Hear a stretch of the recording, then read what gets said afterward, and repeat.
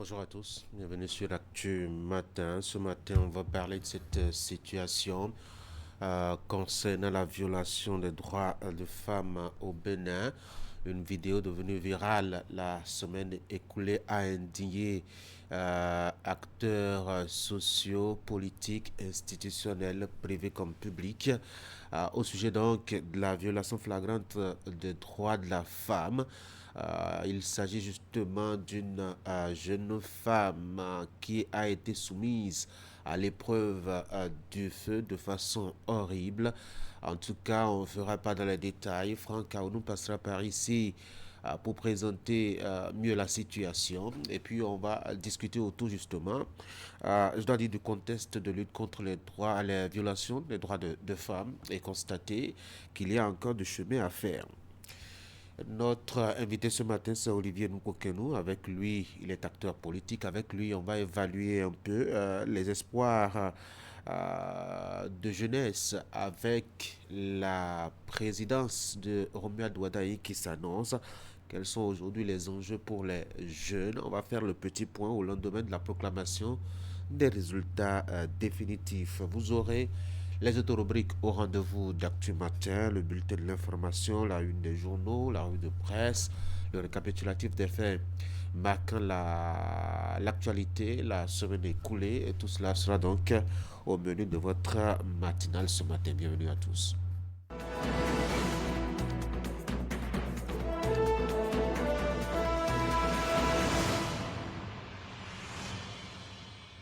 On va commencer par la une des journaux et Fraternité qui nous propose ce matin une actualité en dehors du Bénin.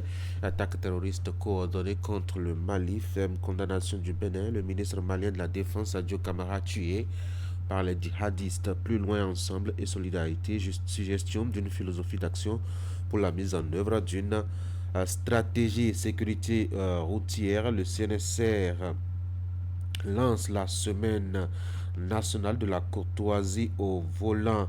Et puis l'éditorial signé Anissé Carlos Souquet, les multiples défis du premier septennat. Politique gagnante imprimée aux électeurs dans les collines. Marcelin Lauro félicite. Romuald Ouadaï rassure la 9e circonscription électorale. Pour une ouverture vers l'innovation et la technologie, Bertin Naoum en immersion au Bénin. Voici la boussole pour continuer. Transition à Cotonou, Paris félicite Ouadaï et réaffirme son partenariat avec le Bénin. Nous sommes avec le chronomètre, sécurité sous pression aux États-Unis, coup de feu au dîner des correspondants. Donald Trump a été, mettons, évacué. Passons à Libération. Mali sous attaque. Le Bénin exprime sa solidarité après les assauts coordonnés.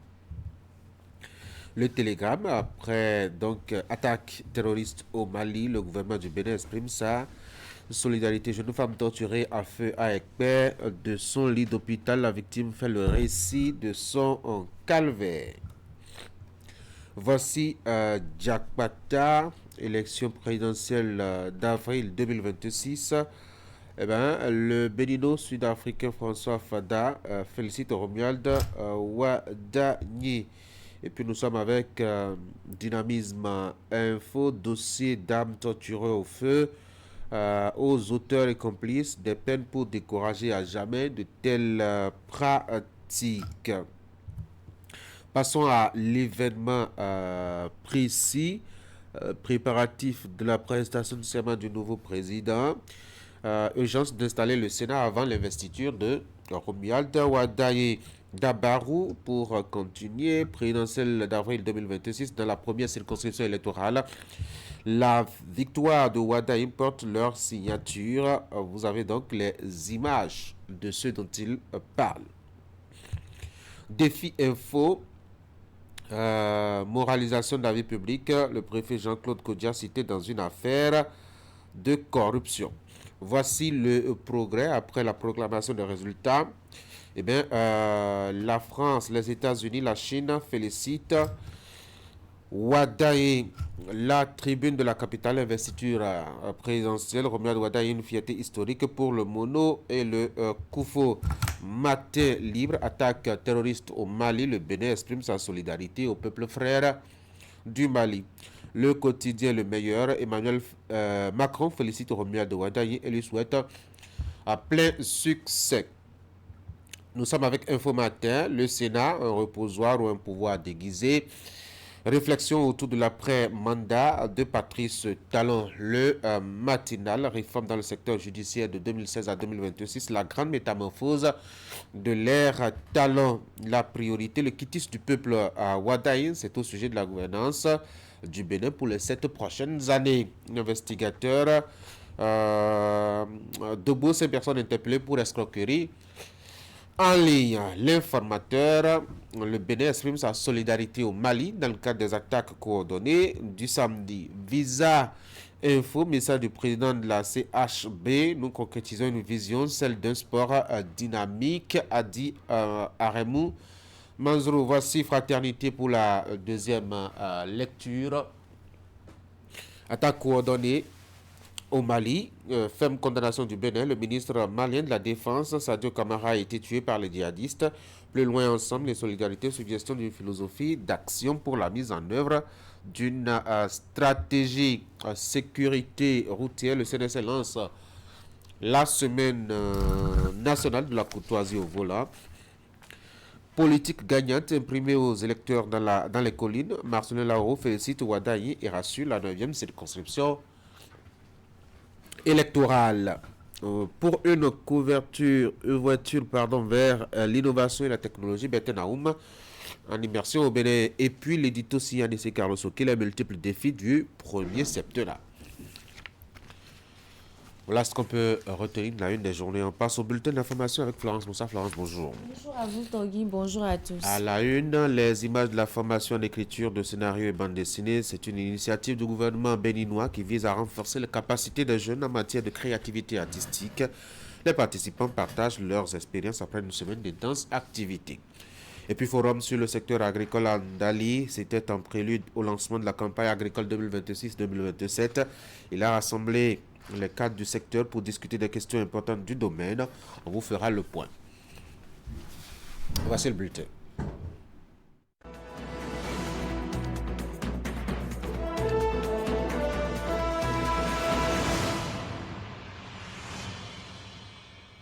Après une semaine de formation en écriture de scénario et en bande dessinée, Florence, participants et formateurs partagent leurs expériences. C'est au centre de formation au métier de l'animation de Wedo. Nous sommes là, dans la commune d'Abomey-Calavé. Oui, Tanguy, c'est une initiative du gouvernement béninois avec pour objectif principal le renforcement des capacités des jeunes en matière de créativité artistique. Compte rendu. Initiée par le ministère du Tourisme, de la Culture et des Arts, la formation en écriture de scénarios et bandes dessinées s'achève ce samedi au centre de formation au métier de l'animation de Wedo. Après une semaine d'apprentissage, le résultat est visible. Des dessins prennent vie, portés par des scénarios conçus par les participants sous l'encadrement des formateurs. La première fois au Bénin, nous avons fait un atelier de webtoon où les apprenants ont commencé par faire vraiment du webtoon avec leurs histoires. Et donc, chacun d'entre eux finit cette formation avec un projet de webtoon prêt à être diffusé sur des plateformes sur le plan international. Vous savez très bien dessiner, mais vous ne savez pas raconter votre BD tombe à l'eau. Donc, je les ai vraiment bien formés en scénarisation. Dédiée à la promotion de l'art, cette initiative est ouverte sur le continent africain. On est venu du Congo avec mes amis, mes frères, pour nous développer notre style, notre technique de dessin et on apprend plus sur le webtoon en particulier. Je ne sais pas ce que c'est vraiment un scénario. Donc on l'a appris et je sais maintenant qu'un scénario comporte 3 parties, le synopsis, le récit et le découpage. Cette semaine d'apprentissage et de créativité laisse entrevoir de belles perspectives.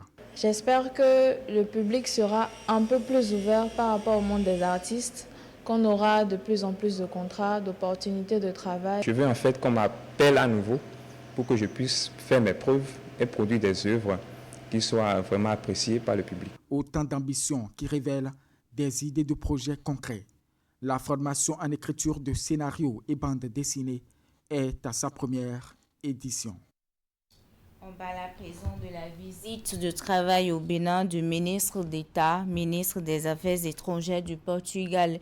Il était le vendredi dernier au cabinet de son homologue béninois, Olusegun Adjadi Bakare, tête à tête. Séance de travail et signature d'accords de partenariat ont meublé cette visite.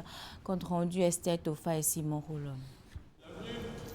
Il a foulé le sol béninois ce jeudi et est reçu par le ministre Olusegun Adjadi Bakare ce vendredi. Au-delà de la visite de courtoisie, plusieurs accords ont été signés entre le ministre d'État, ministre des Affaires étrangères du Portugal, Paulo Rangel, et son homologue béninois. Nous partageons une histoire commune et aujourd'hui, nous avons, avec nos équipes respectives, décidé de porter cette relation à un nouveau palier avec comme objectif de pouvoir faciliter la circulation, donc via cet accord d'exemption de visa pour les détenteurs de passeports diplomatiques, mais aussi attirer de plus en plus d'entreprises portugaises ici au Bénin, que ce soit dans le domaine de la construction, dans le domaine de l'hôtellerie, dans le domaine du tourisme, dans le domaine de l'agrotransformation. Donc autant de choses que nous avons décidé de pouvoir développer pour renforcer la relation entre nos deux pays.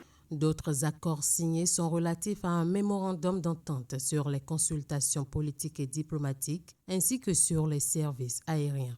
Les deux ministres ont également tenu des séances d'échange élargies aux délégations des deux parties. C'est dans le domaine économique que nous pouvons traduire en termes pratiques cette volonté d'avoir un avenir commun. Dans le secteur de la construction, dans le secteur des énergies, dans le secteur agricole, dans l'industrie du tourisme, dans la formation professionnelle, je pense que nous pouvons coopérer très étroitement, d'une forme très étroite. Le ministre portugais des Affaires étrangères a, au terme de sa visite, fait un tour dans la cité touristique de Ouida. Sa démarche vise à renforcer la coopération entre les deux pays afin de le porter à un niveau plus élevé et stratégique.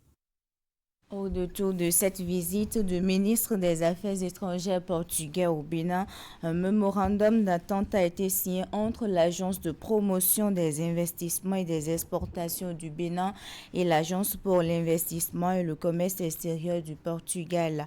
Cet accord signé par les responsables des deux agences s'inscrit dans le cadre du renforcement des relations entre les deux pays. On retrouve Esther Tofa et Simon Roulon. C'est un mémorandum d'entente visant à renforcer la coopération institutionnelle entre les deux agences. À travers des objectifs bien définis, cet accord va permettre d'accroître le volume des investissements et des échanges commerciaux entre la République du Bénin et la République portugaise. Ce mémorandum d'entente nous offre le cadre d'agir concrètement autour de 3 priorités. D'abord, former et renforcer les capacités des entreprises locales afin d'élever le niveau de compétences et de professionnalisation dans les métiers de l'agriculture, des énergies renouvelables, de l'industrie et du BTP.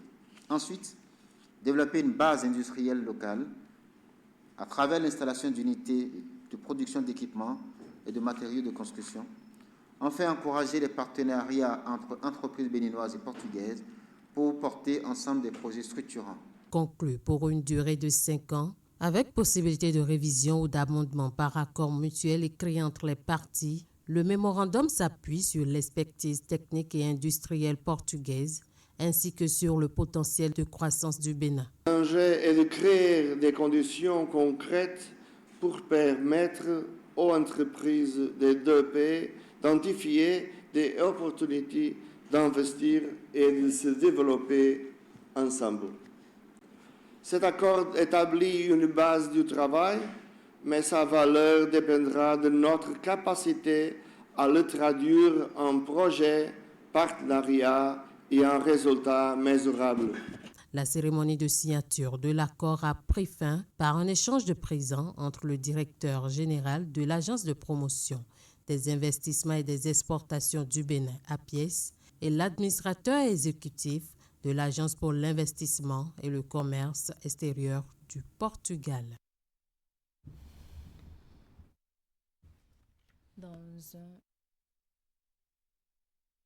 Dans un autre registre, à présent, la campagne agricole 2026-2027 a été officiellement lancée la semaine dernière à Ndali.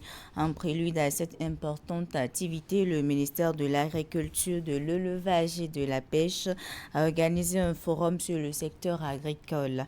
Ce forum a réuni les cadres du ministère, des acteurs des différentes filières agricoles ainsi que les autorités politico-administratives. Compte rendu. Le forum a été officiellement lancé par le directeur adjoint de cabinet du ministère en présence du secrétaire général de la préfecture du Borgou, du deuxième adjoint au maire de Parakou, ainsi que des divers cadres du ministère et des acteurs du monde agricole. La campagne qui démarre demain intervient en temps opportun et permettra aux acteurs de mettre en place des stratégies pour pérenniser la dynamique instaurée dans le secteur. Je voudrais inviter chacun des acteurs ici présents à suivre attentivement toutes les communications afin que nous puissions faire davantage ce que le secteur nous a habitués. S'en sont suivis plusieurs communications et un panel de discussion. La première communication est intitulée citation « Amélioration de la productivité et de la compétitivité des filières agricoles ». Elle a permis de lever un coin de voile sur les différentes politiques menées depuis 2016 pour la dynamisation des différentes filières agricoles. Quant au panel, il a porté sur la sécurisation des acteurs des chaînes de valeur ajoutée et l'assurance agricole au Bénin. Celui qui tient votre ventre vous tient. Et c'est vous qui tenez les ventres des Béninois. Il n'y a pas meilleur pour nous vendre nous-mêmes. Et c'est pourquoi je suis content que les acteurs soient très nombreux ce soir pour vivre cet événement et échanger et ressortir les éléments d'attention que tous les acteurs ici présents doivent prendre en compte pour réussir la campagne à venir. Producteurs, éleveurs, transformateurs et commerçants, les représentants des différents secteurs agricoles ainsi que les cadres du ministère et les partenaires techniques et financiers, les participants ont contribué à la réussite de ce forum à travers des échanges fructueux. Et pour finir, le Bénin, à l'instar de la communauté internationale, a célébré le week-end écoulé la 19e édition de la Journée mondiale de lutte contre le paludisme. Les manifestations officielles ont été lancées à Cotonou. Le thème retenu cette année par l'OMS est « Mettre fin au paludisme. Maintenant, c'est possible. Agissons donc ». Ouliat Sanoussi. C'est une forte mobilisation de tous les acteurs engagés dans la lutte contre le paludisme ici à Cotonou. Il célèbre la 19e édition de la Journée mondiale de lutte contre cette maladie qui décime des milliers de vies à travers le monde. Mettre fin au paludisme, maintenant c'est possible, agissons maintenant, est le thème de cette année. Ce thème est à la fois un cri d'espoir et un appel à l'action. Maintenant, c'est possible. Parce que nous disposons aujourd'hui d'un arsenal sans précédent, moustiquaires imprégnés à longue durée d'action, tests diagnostiques rapides, traitements efficaces et désormais des vaccins antipaludiques. Agissons maintenant parce que chaque jour perdu est une vie perdue. Au Bénin, les efforts engagés par le gouvernement avec le soutien des partenaires techniques et financiers ont joué un rôle déterminant dans la baisse de la charge virale du paludisme au cours des dernières années. Occasion saisie pour remercier les différents partenaires et réaffirmer l'engagement de mutualiser les efforts pour l'élimination de la maladie. Ce thème met en avant la nécessité d'investir davantage et durablement contre le paludisme, la nécessité de saisir toutes les innovations scientifiques disponibles, que ce soit les nouveaux vaccins, les outils innovants de lutte antivectorielle, Et enfin, ce thème met en avant la nécessaire mobilisation politique. C'est pourquoi, du haut de cette tribune, j'en appelle à la responsabilité de tous, aux communautés, pour adopter les mesures de prévention et recourir précocement aux soins. La présente célébration coïncide avec le lancement du rapport sur le paludisme dans l'espace francophone que le Bénin a l'honneur de préfacer. L'édition 2026 est couplée avec la quinzaine de la caravane de sensibilisation sur la maladie à Cotonou, notamment à Vossa, Ladji et Sainte-Cécile. Eh bien, Tanguy, c'est la fin de ce bulletin d'information. Florence Bossa, merci pour la présentation. Très bonne journée. Bonne journée. Mesdames et messieurs, voici les sports.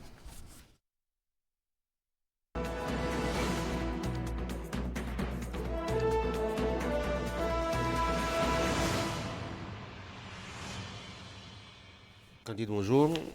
On va ouvrir le tour d'horizon sportif de cette semaine par le cyclisme. Actualité oblige au Bénin. Le Tour du Bénin s'ouvre ce lundi. C'est parti pour une semaine de sensations, d'adrénaline et de résilience pour le coureur d'une dizaine de pays et de 12 différentes équipes.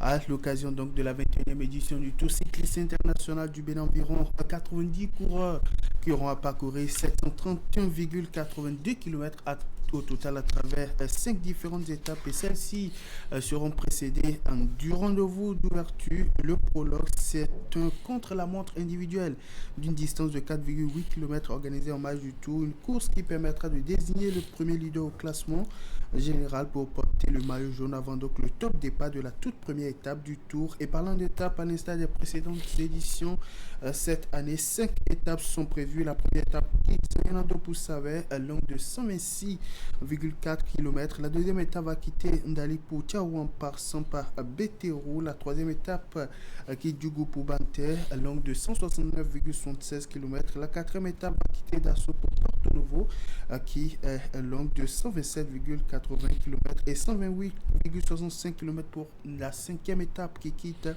Zogodomain pour Cotonou. Au terme de ces 5 différentes étapes, le dimanche 3 mai, place sera faite à 2 grandes phases: le Grand Prix de Cotonou chez les messieurs, mais aussi le Grand Prix international des Amazones, désormais inscrit au calendrier de l'Union cycliste internationale à compter de cette 21e édition du Tour cycliste international du Bénin. C'est une course féminine de haut niveau qui vise à renforcer la visibilité du cyclisme féminin sur le continent. Les équipes nationales engagées sont l'Érythrée, l'Algérie, l'île Maurice, le Maroc, le Burkina Faso, le Nigeria, le Togo et le Bénin. Les clubs participants, nous avons Biclose Balenzo de la Belgique, Hooker Factory de l'Allemagne, Team Bike ID de l'Allemagne et puis Team Baobab Wodkola du Bénin. Rappelons que Renard Jans van Rensburg de l'Afrique du Sud est le champion en titre du Tour cycliste international du Bénin. Il a remporté justement ce grand rendez-vous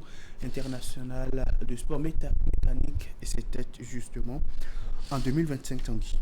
On va passer maintenant à une autre discipline, Candide. On va parler de football, notamment des différents championnats nationaux. La Ligue 1 de la 26e journée de la Ligue 1 a connu son épilogue, c'était hier. 9 matchs déroulés au total dans le cadre de cette 26e journée de la Ligue 1 béninoise saison 2025-2026 pour ces 9 différents matchs disputés. Score nul d'un but partout entre l'équipe du Baningancé et son homologue de l'ASPAC. Même scénario entre l'AS Cotonou et l'USS Kraken. Score nul et vierge entre les Buffles du Bargour et les cotonculteurs de Vita. 1-0 pour la victoire de l'AS Map qui s'est imposé à l'équipe de OUFC de Comel. L'ASFO, lors de son déplacement à Poubert, cette inclination score d'1-0 devant Ayema. Damissa s'est imposé 1-0 devant l'équipe de Espoir FC de Sabalou. Score nul et vierge entre Dynamo FC d'Abomey et l'équipe de Loto Popo. Victoire à l'extérieur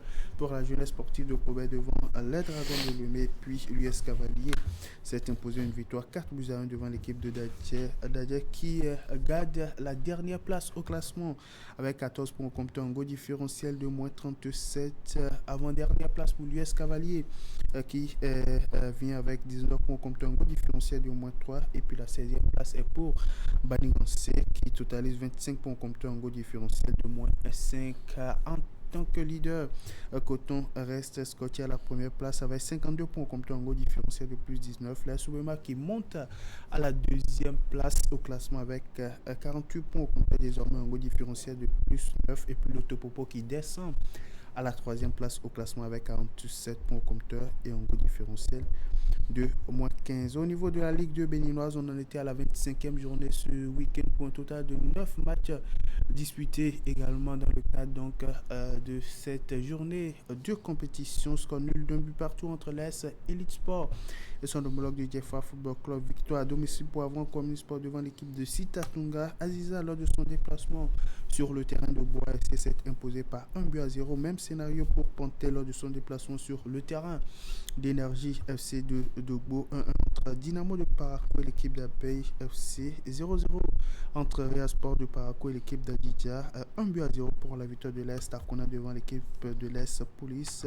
Victoire à l'extérieur 2-0 pour Béké devant la Jeunesse Athlétique de Kétou. Puis les Requins de l'Atlantique renouent avec la victoire 3-1 devant l'équipe de Dynamique FC de Djougou. Une victoire qui permet justement aux Requins de l'Atlantique de s'éloigner progressivement de la zone de relégation. Désormais, Requin est 15e au classement. Et parlant de classement, on a désormais un nouveau roi, Panthère FC, qui garde désormais la première place au classement avec 46 points au compteur en goal différentiel de plus 10, 44 points au compteur pour Jeffa qui descend à la deuxième place au classement, et puis laisse Police 3e avec 43 points au compteur. La Jeunesse Athlétique de Kétou qui est 16e avec 21 points au compteur, 2 points de plus que Dynamo de Parakou qui vient à l'avant-dernière place, et puis Dynamique FC de Djougou qui garde la lanterne rouge avec 9 points au compteur après 25 différents matchs disputés. On va parler des amateurs. Ouais. On va s'intéresser notamment à la 13e journée de la Ligue 3. Chez les hommes, c'est la préfet hier. Oui, 4 matchs déroulés au total dans le cadre de cette 13e journée de la Ligue amateur au niveau précisément de la pôle B. Pour ces 4 matchs, l'AS Okuta s'est fait une victoire 3-1 à domicile devant l'équipe de Soleil FC. Victoire au bout du tunnel pour la jeunesse sportive d'Agoni devant l'équipe de l'AS Tonnerre. L'AS Ota qui a battu par 4-0 l'équipe de l'US Baboni, et puis l'AS Jeffa qui a dominé par 1-0 les Aigles de Boycon. L'équipe de l'AS Okuta garde la première place au classement avec 25 points au compteur en goal différentiel de plus 11. L'AS Ota de Malanville dauphin au classement avec 24 points au compteur, puis l'US Baboni garde la 3e place. Au bas du classement, l'AS Tonnerre qui reste coté à la dernière place au classement, 9 points au compteur après 13 différents matchs disputés à quelques journées de la fin du championnat. Donc l'AS Tonnerre qui est officiellement relégué en Ligue en 4e division. Précisément, ça fait la 2e relégation consécutive pour le club de Boycon qui, après avoir été relégué à l'issue de la précédente saison en Ligue amateur, cette fois-ci descend une nouvelle fois la chute aux enfers en Ligue 4, en 4e division, notamment pour l'AS Tonnerre, un ancien champion du Bénin, un ancien champion du Bénin de 2017 précisément, qui descend cette fois-ci en 4e division, un club qui a vu par le passé évoluer dans ses rangs plusieurs internationales béninois et même des joueurs d'autres nations, notamment du Togo, qui ont également pris part à cette équipe qui peine à se relever de sa chute depuis plusieurs saisons déjà. L'AS Tonnerre, il faut le rappeler, depuis les précédentes saisons, n'arrivait toujours pas à se faire une place de choix justement au niveau de l'élite. À l'issue de la précédente saison, l'équipe a été reléguée en Ligue amateur, et cette fois-ci, l'équipe va de plus en plus au bas du bas-fond. Permettez donc la redondance, l'AS Tonnerre qui descend en 4e division à quelques journées de la fin de la Ligue amateur Tanguy. On va s'intéresser maintenant aux dames ce week-end.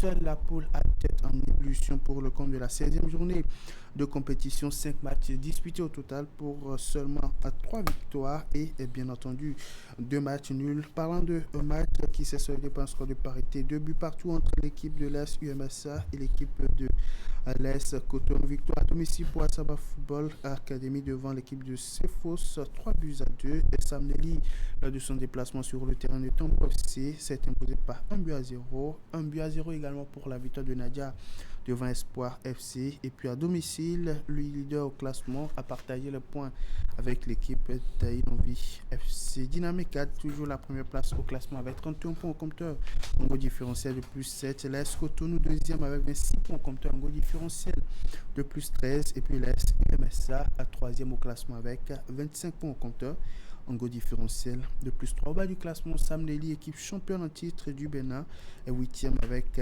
19 points au compteur, un goal différentiel de moins 2. Asaba, avant-dernière au classement avec 18 points au compteur, puis Cefos qui garde la dernière place au classement avec un total de 8 points au compteur après 16 différents matchs disputés. Et ici aussi, Cefos connaît déjà son sort avant donc les 2 dernières journées de la compétition. Cefos qui a été promu en première division il y a de cela quelques saisons, va évoluer à partir de la saison prochaine en deuxième division. L'équipe de Cefos qui totalise seulement 8 points au compteur après 16 différents matchs disputés au niveau donc de la poule A est officiellement reléguée en deuxième division de football féminin. Tanguy. On va parler handball. Ouais. Allons au Togo. Lomé abrite depuis vendredi le premier championnat d'Afrique de beach handball. Les Guépards et les Amazones du Bénin y participent. Oui, et les nouvelles sont bonnes pour les Amazones du Bénin qui sont désormais à un pas de la première marche du podium, et non seulement de décrocher le joyau en or, mais aussi de décrocher un ticket pour le mondial de beach handball à venir dans une poule unique à 3 équipes.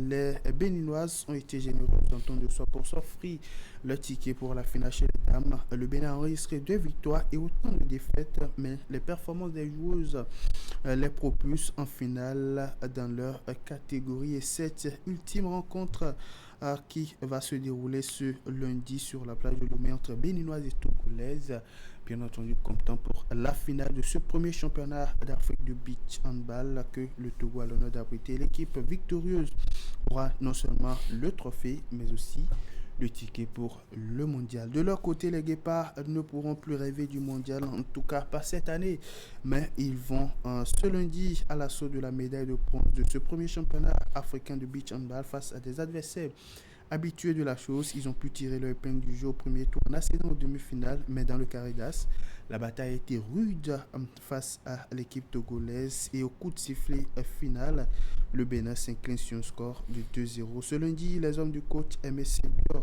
vont disputer la 3e place avec leurs homologues du Mali. On va finir ce matin avec la discipline du ping. Comptez de ce mardi demain, donc les regards seront tournés vers Londres en Angleterre pour le compte de l'édition 2026 des championnats du monde de tennis de table. Vous vous en doutez certainement, et bien le Bénin est aussi parmi les pays participants de ce rendez-vous de ping qui va se dérouler du 28 avril 2026 au 10 mai prochain. Après une toute première participation au championnat du monde de tennis de table à Paris en format individuel, c'était en 2003, le Bénin s'invite à nouveau sur la scène mondiale plus de 20 ans après, et cette fois-ci obtient sa toute première qualification au championnat du monde de tennis de table par équipe. On va écouter à ce propos le président de la Fédération béninoise de tennis de table, Francis Dossou, qui est par la même occasion le chef de la délégation qui est actuellement en route pour Londres. Cette édition du championnat du monde qui aura lieu à Londres, nous allons présenter 2 équipes. Pour une première, nous n'avons pas fait dans la dentelle. Je dis nous, c'est pas moi qui ai joué. L'équipe masculine s'est qualifiée en échangeant des coups de raquette au niveau du championnat africain et s'est qualifiée donc pour le championnat du monde. Et c'est un événement. C'est un événement parce que de mémoire d'homme, nous n'avons jamais obtenu une telle qualification. Certes, ce n'est pas notre premier championnat du monde. Les premiers championnats du monde, enfin les championnats du monde, je me souviens qu'en 2003, à Bercy en France, il y a eu des championnats du monde auxquels le Bénin a participé. C'était sous la présidence du président Olivier Guézo. Donc le Bénin était présent à ces championnats. Et puis, 20 ans après, le Bénin a dû se qualifier pour participer à ces championnats, puisque maintenant, il faut se qualifier, il faut être parmi les meilleurs au niveau de la nation, du continent africain. Nous pensions avoir qualifié rien que les garçons, mais il s'est fait que les filles également étaient en embuscade et ont pu être appelées pour participer à ces championnats du monde de tennis de table à Londres. Le Centre culturel chinois, en nous aidant, nous a accompagnés dans l'habillement des joueurs. Ce sont des choses qui peuvent paraître anodines, mais qui sont très importantes, parce qu'il faut que le joueur soit fier de représenter son pays, donc qu'il soit fier dans sa tenue et qu'il ne soit pas perturbé. Et donc nous avons fait fort et nous avons confectionné des maillots spéciaux pour cet événement, avec la griffe bien sûr de la Fédération béninoise de tennis de table, mais aussi la griffe du Centre culturel chinois, qui est le partenaire diamant, si vous voulez, de cet événement. Je voudrais remercier encore une fois, je ne le ferai jamais assez, je voudrais remercier encore le directeur du Centre culturel chinois qui nous encourage en nous apportant de telles aides, un tel accompagnement, qui nous encourage à continuer, parce que la tâche n'est pas facile. La délégation béninoise est actuellement en chemin pour Londres et bien entendu après, il faut le dire, une escale à Istanbul. L'équipe béninoise va rejoindre Londres dans les toutes prochaines heures. Une délégation composée de 8 athlètes, dont 4 Guepa, Salifou Abdelkader, Salifou Farouk, Abdouka Ami et bien entendu Bodoko Non Geoffroy et 4 Amazones, Ziadat Akadri, Madinat Yessou Badirou Aguesentia et Amadi Stessi. Suivez ici le point des préparatifs de l'équipe béninoise, suivi des promesses du capitaine des Guepa Pongiste. Les athlètes ont été quand même bien préparés pour affronter la réalité du tennis de table à travers le monde à Londres. Donc sur ce plan, je rassure que les athlètes ne feront pas pied de figure et vont forcément apporter de très bonnes nouvelles pour que désormais le Bénin reste toujours au-dessus des événements pour la suite. Les championnats du monde ont été toujours difficiles. On a des top meilleurs dans le groupe. Par exemple, dans notre groupe, on a la Roumanie, qui est dans notre groupe, qui est 16e mondial. On a l'Argentine, qui fait partie des 20 mondiaux. On a le Pérou. Bon, l'Argentine et la Roumanie, c'est des équipes qui sont très difficiles à battre. Mais on fera de notre effort pour mouiller le maillot. Bon, j'ai eu à rencontrer un joueur roumain et qui est très fort, mais on fera de notre effort pour mouiller correctement le maillot. Si on peut gagner, on fera le meilleur de nous-mêmes. Voilà donc les mots du capitaine des Guepa à Pongis, qui a parlé donc au nom de différentes sélections qui vont défendre donc les couleurs nationales à l'occasion de cette édition 2026 des championnats du monde de tennis de table à Londres en Angleterre. Rappelons qu'au niveau des hommes, les adversaires du Bénin sont l'Argentine, la Roumanie et le Pérou. Et puis au niveau des dames, la Slovénie, la Serbie et le Thaïlande. Et bien entendu, l'équipe de Thaïlande seront les adversaires du Bénin pour le compte de cette édition du championnat du monde de tennis de table. N'oubliez pas le rendez-vous de 21h, le grand format de l'actualité sportive sur Canal 3 Bénin. On aura en direct justement depuis Londres le chef de la délégation béninoise, la délégation qui va participer à cette édition du mondial de ping pour nous parler de la température qui est actuellement à Londres et surtout de l'ambiance qui règne au sein de l'équipe à quelques heures de l'entrée en liste du Bénin, d'un retour du Bénin sur la scène mondiale. Là de ça, on aura après Londres, on aura en direct depuis Lomé l'un des membres de la délégation béninoise qui prend part actuellement au premier championnat africain de beach handball pour évoquer, on l'espère bien, la qualification du Bénin pour le mondial, puisque les Amazones handballeuses vont disputer dans quelques heures la finale de cette compétition avec leurs homologues togolaises. Eh bien, On espère justement, on va souhaiter bonne chance aux Amazones et espérer qu'elles puissent décrocher le joyau en or et se qualifier pour le mondial de la discipline. Et justement, en parlant de ça, on aura en direct depuis Lomé l'un des membres de la délégation. Le handball encore. Eh bien, le Bénin prête à abriter le tout premier festival international de handball avec des pays comme le Togo, le Ghana et le Nigeria annoncés, y compris l'handballeur du Bénin. C'est bien entendu une initiative de l'association des vétérans du handball sous l'égide de la Fédération béninoise de handball. On va évoquer les préparatifs de cette première édition qui pointe à l'horizon et qui s'annonce dans quelques jours. Une édition qui va se dérouler du côté de Grand Popo. Les lutteurs béninois, eux, se préparent pour aller défendre la couleur nationale au championnat d'Afrique de lutte de plage et de lutte olympique. Eh bien, le directeur technique national de la Fédération béninoise de lutte sera sur le plateau de Canal Sport ce soir pour évoquer avec nous le point des préparatifs des représentants béninois. Prenez le rendez-vous, c'est à partir de 21h.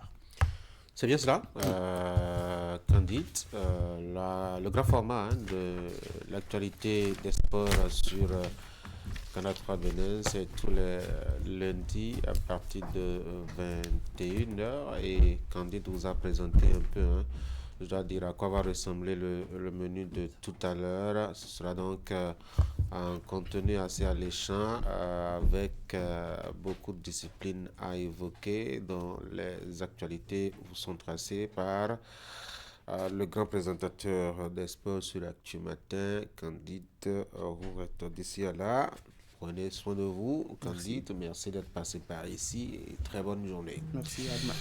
Mesdames et messieurs, dans la suite d'Actu Matin, je vous rappelle que vous aurez en fin d'émission la revue de presse pour revenir en détail sur les informations les plus importantes évoquées par les quotidiens dans leur production de ce lundi 27 avril 2026. On aura aussi le rappel des faits ayant marqué l'actualité. C'est 7 jours au Bénin. Le Bénin en 7 jours, c'est une œuvre de Idriss Boukari quand on est lundi matin. Vous aurez donc droit à ce rendez-vous récapitulatif. Avant cela, on aura, mettons, le commentaire de Franck Aounou qui va évoquer une actualité assez triste. Il s'agit de ce fait de société, une jeune femme qui a été soumise à l'épreuve du feu parce qu'elle aurait volé un téléphone portable. Les images ont secoué l'opinion publique nationale. Acteurs, mettons, institutionnels, politiques et civils se sont engagés à faire payer, en tout cas en fonction de la loi, aux auteurs qui ont été donc évoqués dans, je dois dire, la mise en scène de ce scénario assez triste pour à la fois l'image de la femme mais aussi pour l'image du Bénin. On verra bien comment le commentateur va présenter la situation. En tout cas, juste après, on fera le débat. Mais avant tout cela, voici mon invité ce matin.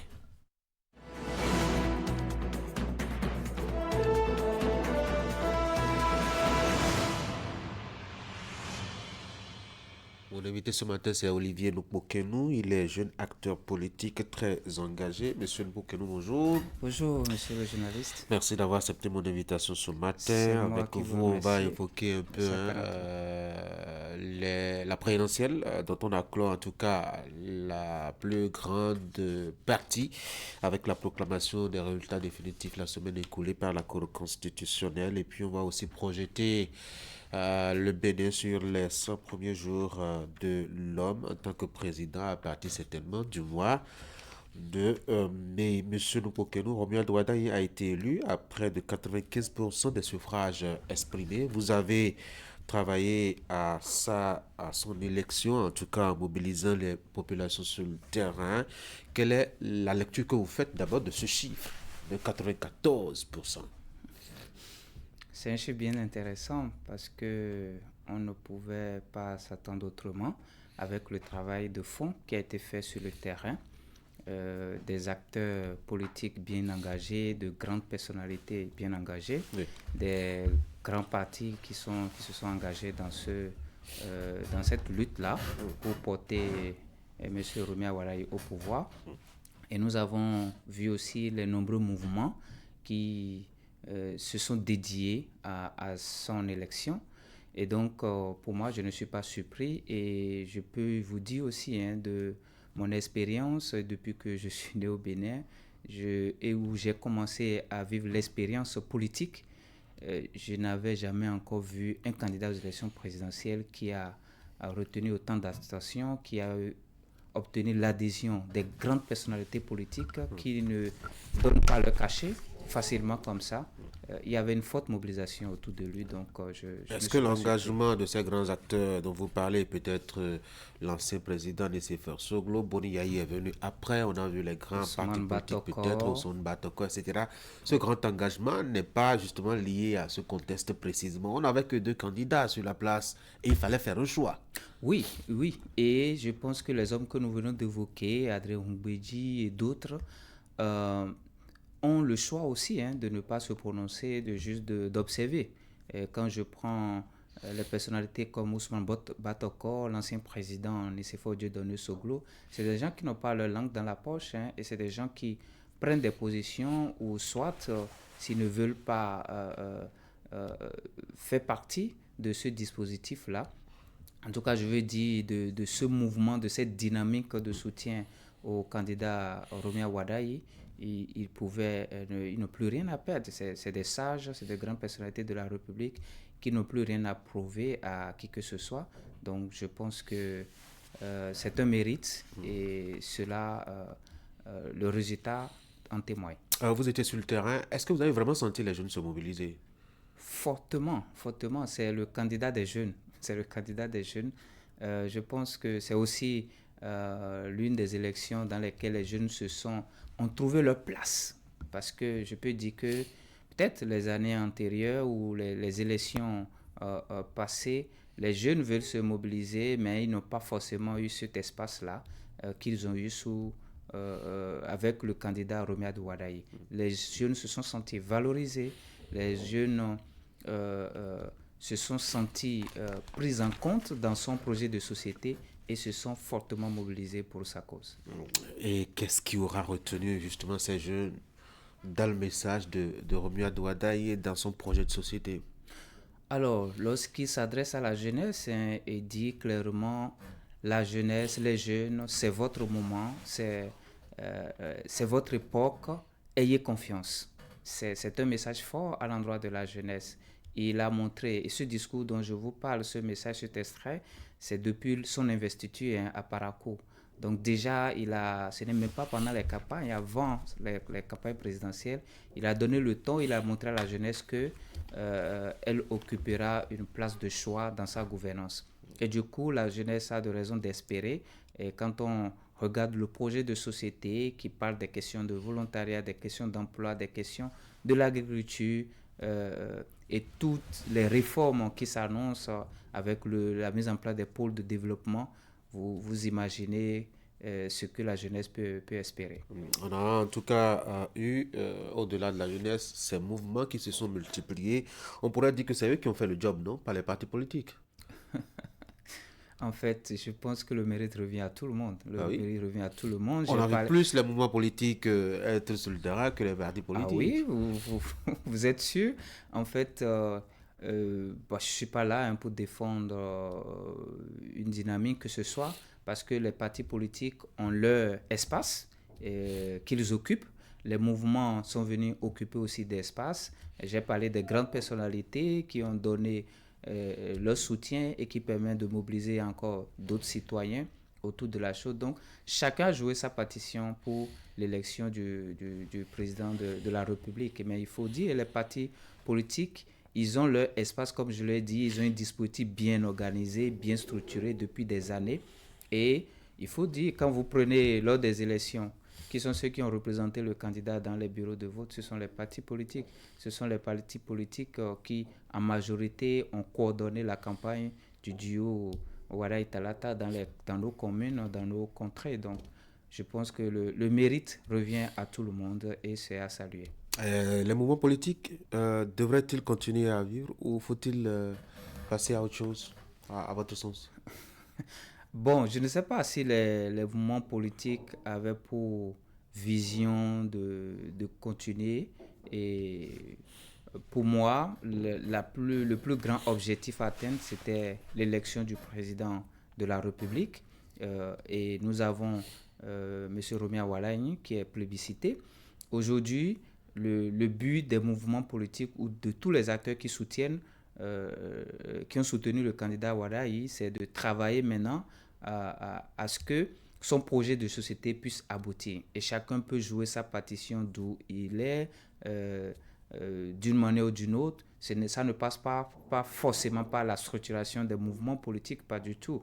Mais il faut que ces regroupements quand même s'organisent pour être des regroupements de développement, pas forcément des regroupements qui ont pour vision de s'intéresser à la chose politique, parce que cela revient aux partis politiques.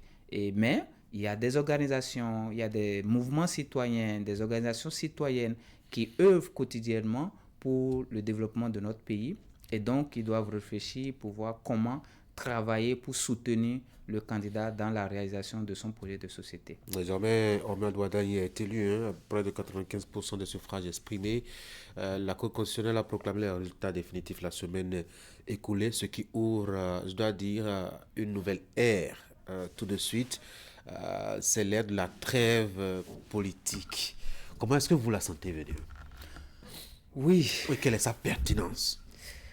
Pour moi, je la trouve pertinente parce que je me dis c'est le moment pour les partis politiques, les acteurs politiques, et surtout moi je voudrais m'adresser aux partis politiques, de saisir cette opportunité pour renforcer davantage, consolider les partis politiques et former leurs membres. Former leurs membres, éducation politique, éducation citoyenne, offrir des opportunités. Vous voyez, sous d'autres cieux, nous avons des partis politiques qui ont même des fondations qui soutiennent, qui offrent des bourses, qui soutiennent les jeunes, les femmes, les vulnérables et tout ça. Donc les partis peuvent vraiment se dédier à ces causes-là. Et voilà, et l'activité politique quotidienne, on met ça de côté pour le moment et on se consacre. En fait, c'est une opportunité pour les partis politiques de montrer davantage sur le terrain que la question du développement est au cœur, et ce n'est pas que seulement lors des meetings que les acteurs vont apparaître, ce n'est pas seulement lors des activités politiques que les populations ont l'occasion de rencontrer les leaders politiques, mais sur d'autres questions, en tout cas être opérationnel sur le terrain en soutenant l'action du gouvernement et en ayant des initiatives qui renforcent davantage ce soutien.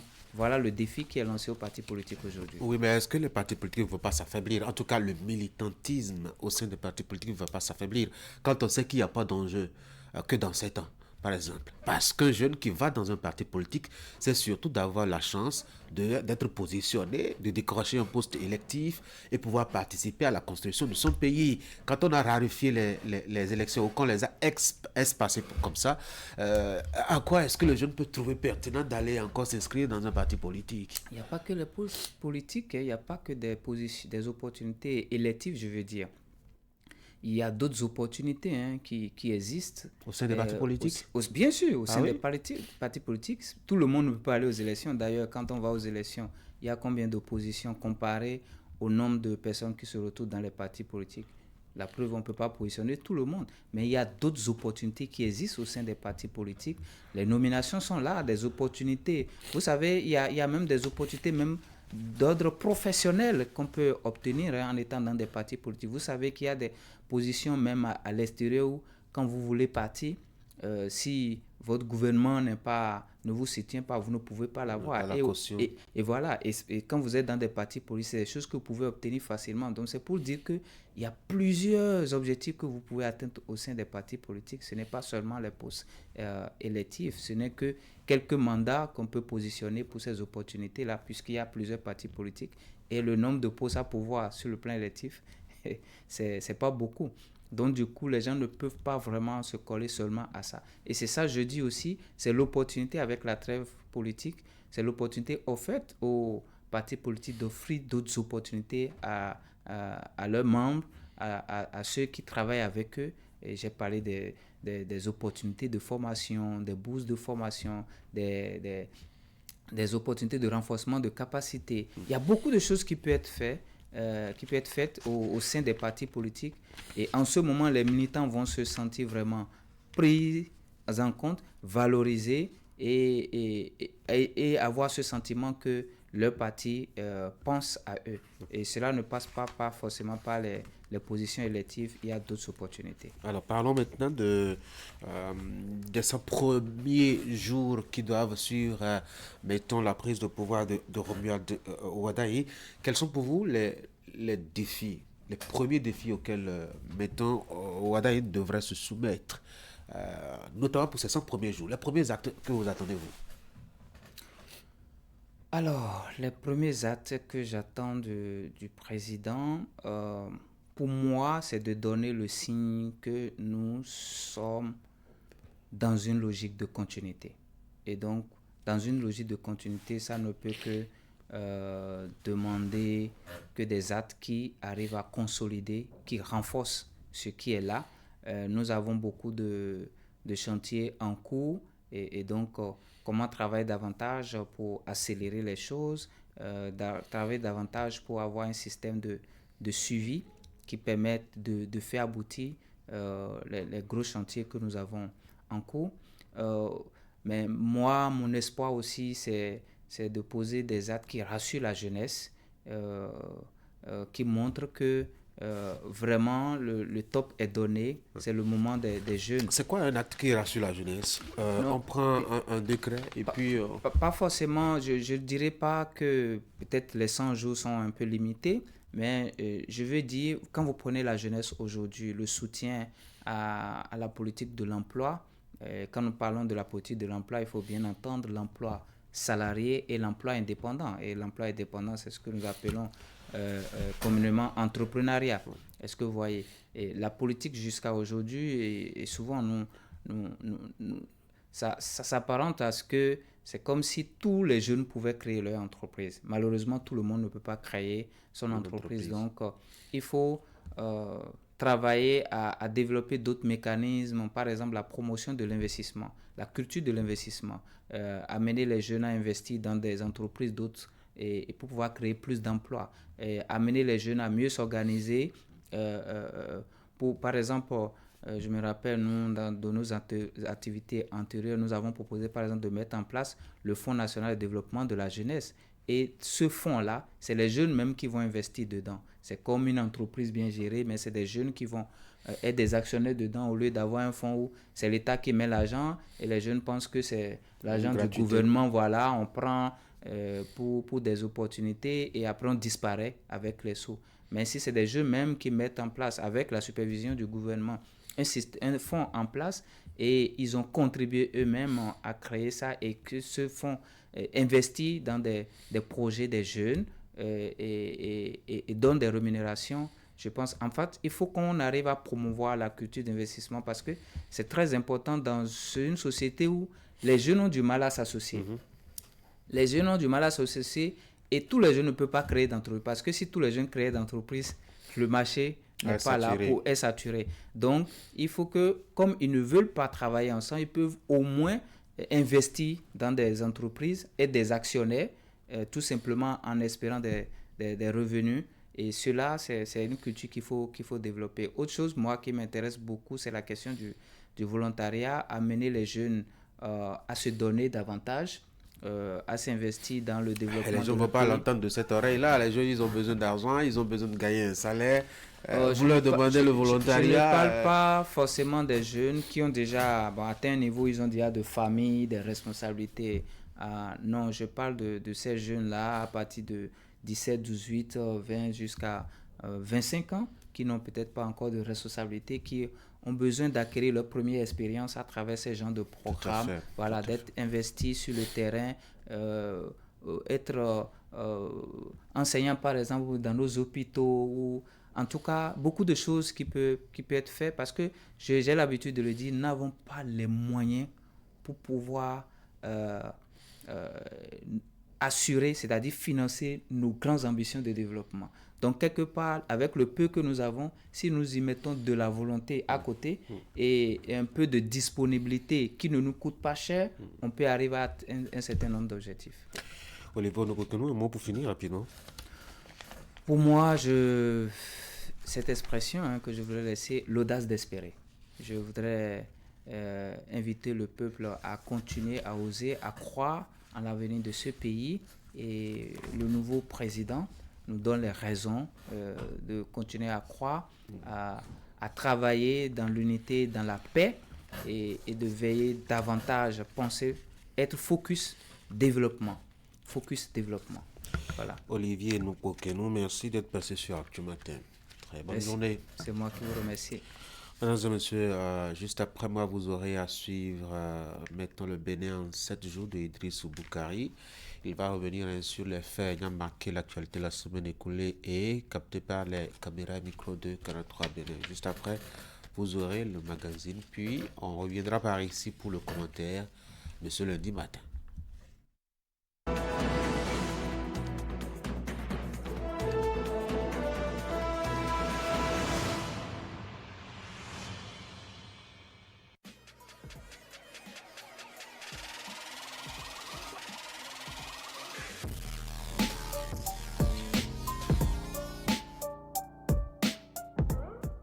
Le point de l'actualité hebdomadaire sur la 3, c'est dans une semaine au Bénin. Mesdames et messieurs, bonjour. Voici l'essentiel à retenir pour le compte de la semaine écoulée.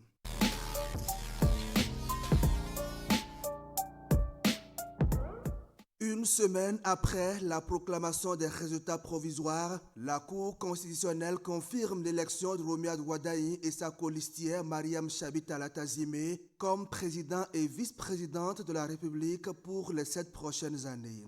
Le jeudi 23 avril, la Cour constitutionnelle a proclamé les résultats définitifs de l'élection présidentielle du dimanche 12 avril 2026. Dans cet exercice, le président Dorothée Sosa indique qu'au terme des dispositions de l'article 49 nouveau de la Constitution, la Cour veille à la régularité du scrutin et en constate les résultats. L'élection du duo président de la République et vice-président de la République fait l'objet d'une proclamation provisoire. Si aucune contestation relative à la régularité des opérations électorales n'a été déposée au greffe de la Cour constitutionnelle par l'un des candidats dans les 5 jours de la proclamation provisoire, la Cour constitutionnelle déclare le duo candidat président de la République et vice-président de la République définitivement élu. En conséquence, article 1er, proclame définitivement élu M. Kossi Mboueke Romuald Wadaï, président de la République. Madame Mariam Chabit Alata, vice-présidente de la République. Article 2 dit que le président de la République élu entre en fonction le dimanche 24 mai 2026 à 0h. L'Organisation de protection et de défense des droits humains Amnesty International a procédé à la publication de son rapport annuel sur la situation des droits humains au Bénin. Le rapport fait état de divers conflits qui minent les continents depuis l'année 2025 au premier trimestre de l'année en cours. La guerre en Iran et les États-Unis, la situation entre la Russie et l'Ukraine, la terreur semée par le groupe M23 en République démocratique du Congo. Tout est passé au pain fin dans ce rapport qui n'a pas occulté les cas d'atteinte aux droits humains au Bénin. Le rapport se projette également dans l'avenir. À cet effet, l'organisation a fait un certain nombre de recommandations aux autorités des pays du monde entier et en particulier celles du Bénin. Le document a été présenté à la presse le mardi 21 avril 2026 par le directeur exécutif d'Amnesty International Bénin. Notre vision est celle d'un monde dans lequel les dirigeants et dirigeantes tiennent leurs promesses, respectent le droit international et sont tenus de rendre des comptes.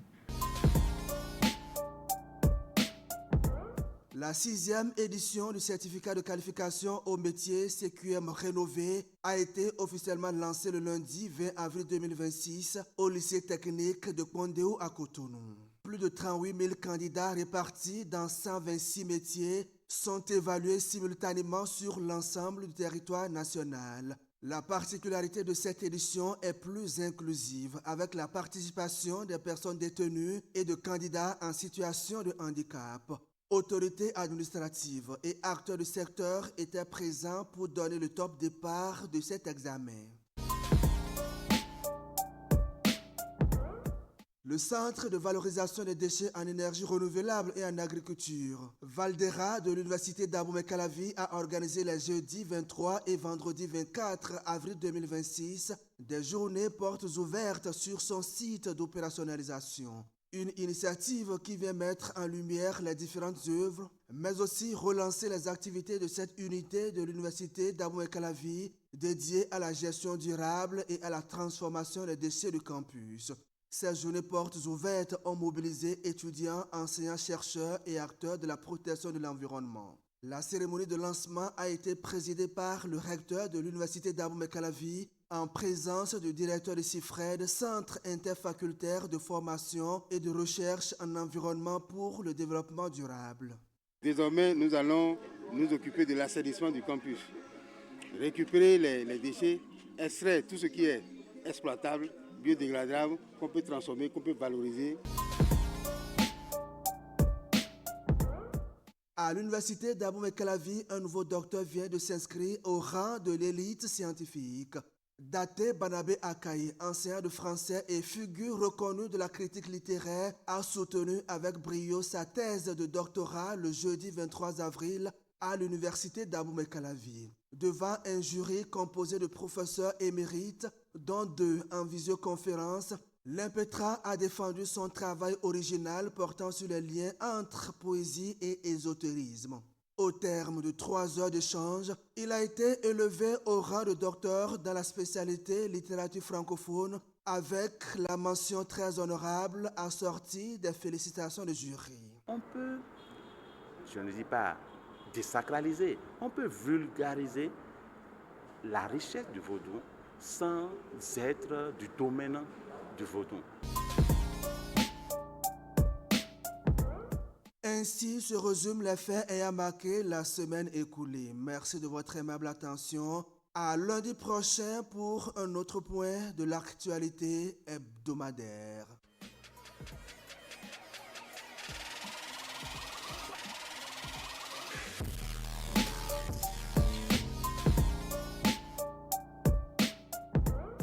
Les lignes haute tension alimentent nos foyers, mais elles peuvent devenir mortelles si leurs emprises sont occupées. Une emprise, c'est la zone réservée pour installer, entretenir et réparer les lignes électriques. Sa largeur dépend de la tension et du type de route. Libérer les emprises, c'est éviter les coupures, sécuriser les installations et protéger la population contre les accidents.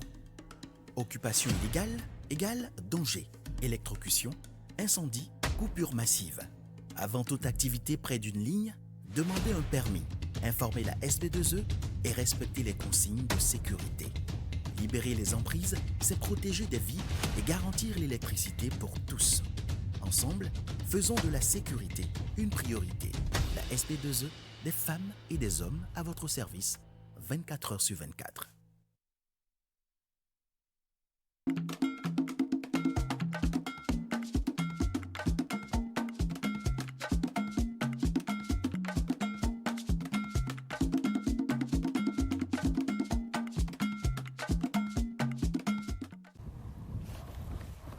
Une maison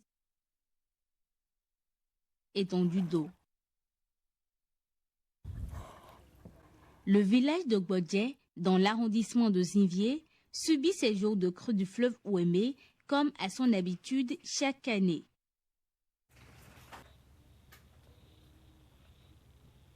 C'est ici que vit Ghislain, une dizaine d'années, et écolier en classe de CM2, les cours moyens 2e année, qui le prépare à son premier examen en fin d'année. Depuis la rentrée des classes, son quotidien est invariable et commence tôt le matin par une toilette rapide et sommaire.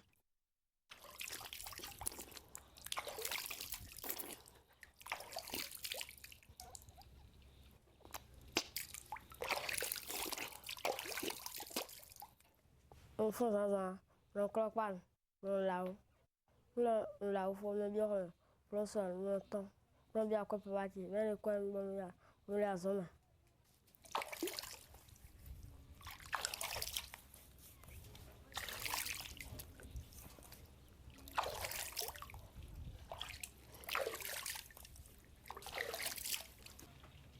nos enfants. Nous n'attendons pas bien, nos enfants vont les assumer.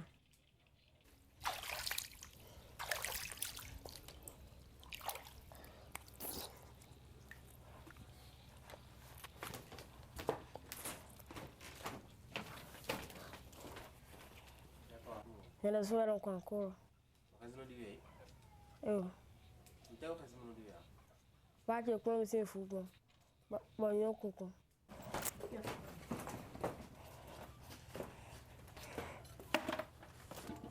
Kweli. Ulikuwa. Kweli. Wanga. Mkula kama.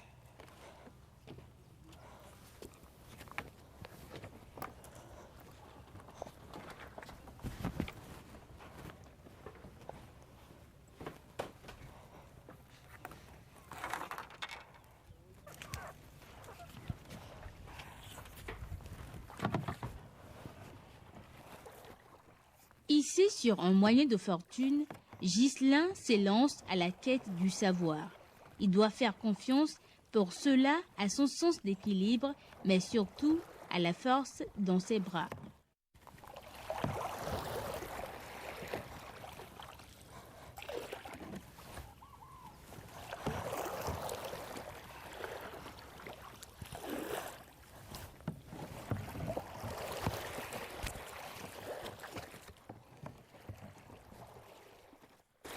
Viens.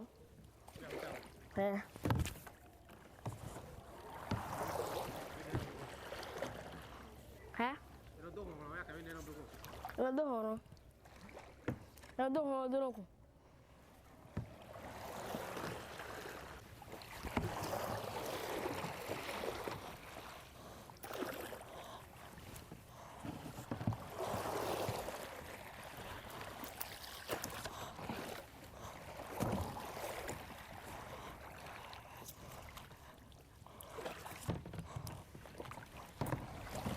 Tu connais le noté.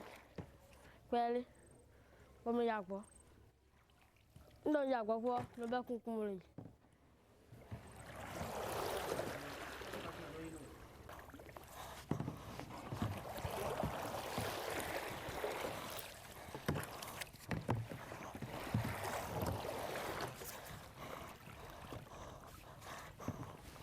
Regarde, tu m'as quoi? Regarde, tu m'as quoi? Ndo mama kola umo kwa wewe ndo kama kola mo kwa wewe de mo kwa wewe masi kila ho wela me kwa wewe wela me kwa wewe zo wewe.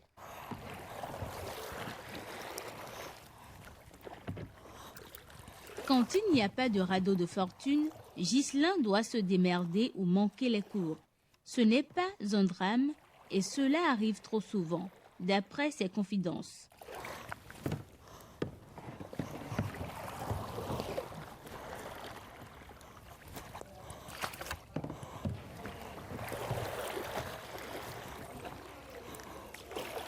Après une trentaine de minutes, le jeune écolier est dans son école. Ses camarades sont déjà en salle et les cours ont commencé il y a un moment.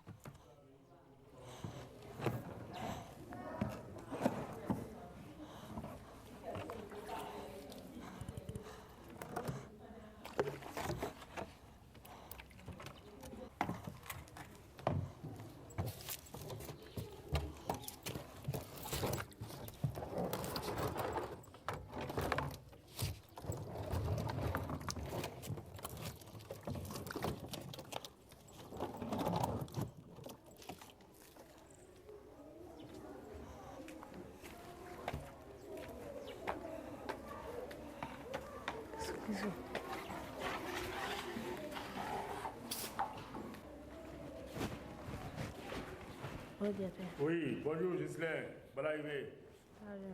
Aujourd'hui, pas de punition. Le maître a commencé à peine son programme de la journée. Mais en plus, il comprend bien la situation. Qu'est-ce qu'on va calculer d'abord? Ici. Oui. On va calculer le total. Le total. Tu complètes les tableaux. Tu vas compléter les tableaux. Tu vas compléter. Lui-même l'a vu d'ailleurs, surtout que ses premiers jours au contact de cette réalité n'ont pas été les plus cordiaux. J'ai voulu même, si possible, déposer une démission, mais je me suis dit, c'est partout où besoin sera. C'est le contrat que nous avons signé avec l'État.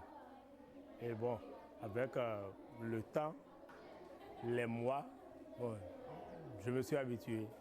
La consigne dit quoi? Oui. La consigne dit. Le copie et complète le tableau. Le tableau. L'eau vient nous envahir de septembre à novembre. Mais cette année-ci, c'est depuis le 2 août là, que l'eau est déjà là et nous sommes dedans.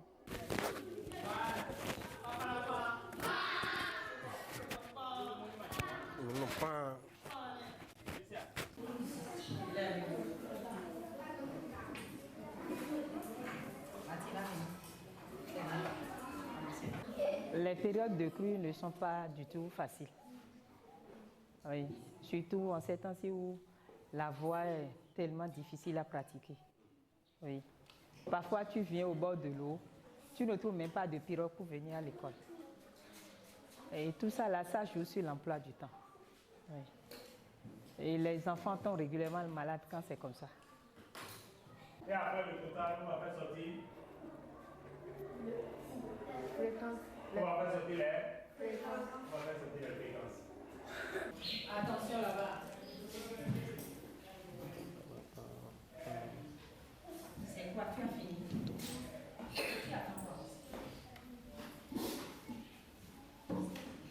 Premièrement, bon, quand j'étais venue, il y avait la peur de traverser l'eau dans la pirogue.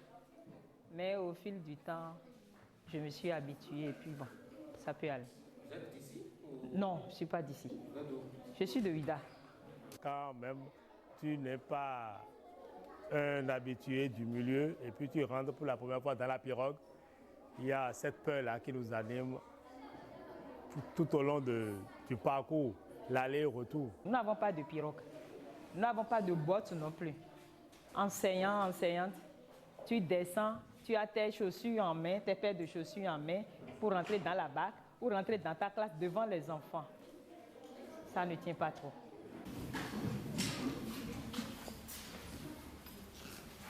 C'est maintenant que tu vas commencer.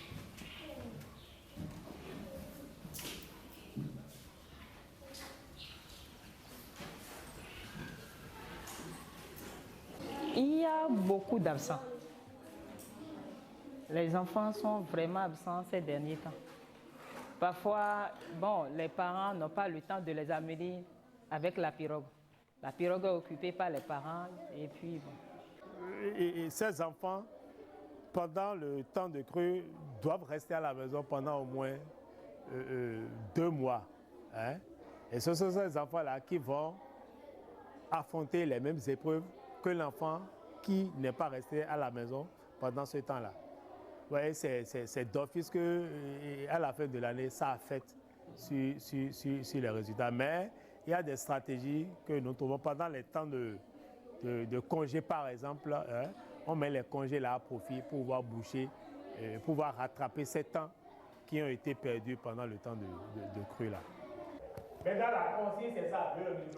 Au bout d'une journée, vient enfin le moment préféré des apprenants. Il est légèrement au-delà de 13 heures. Les activités s'arrêtent.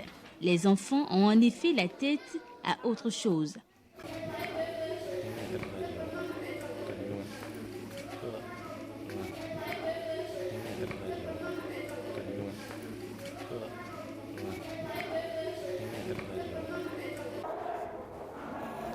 Autour de 14h30, les enfants sont libérés.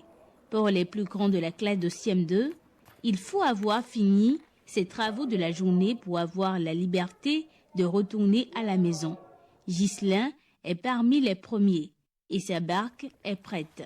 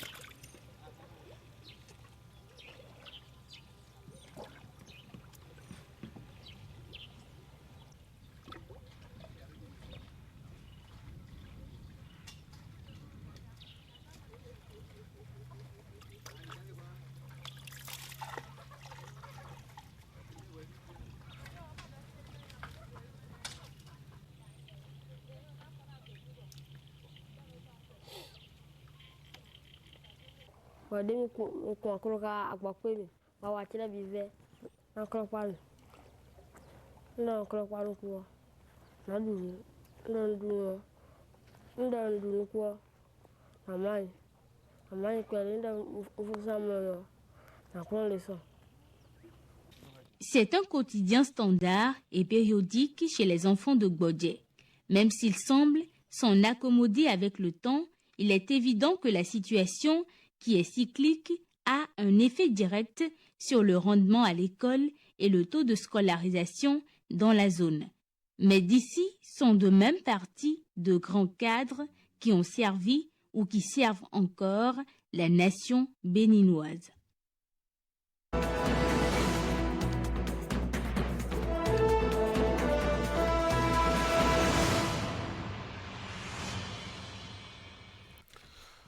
Nous sommes de retour et voici le commentaire de ce matin. Franck Aounou, bonjour. Bonjour Tanguy. À Semekpodji, la loi a été défiée et l'État provoqué.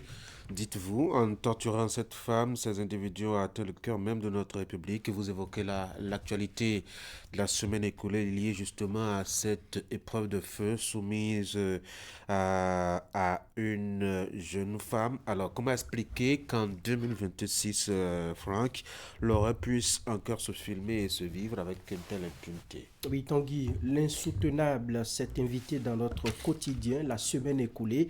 Les images et les récits parvenus de Semekpodji où une femme a été soumise à des actes de torture et à des supplices inexplicables par des individus ne sont pas seulement une insulte à la dignité humaine, ils sont une balafre sur le visage de notre République désormais et c'est une grave atteinte à la culture africaine.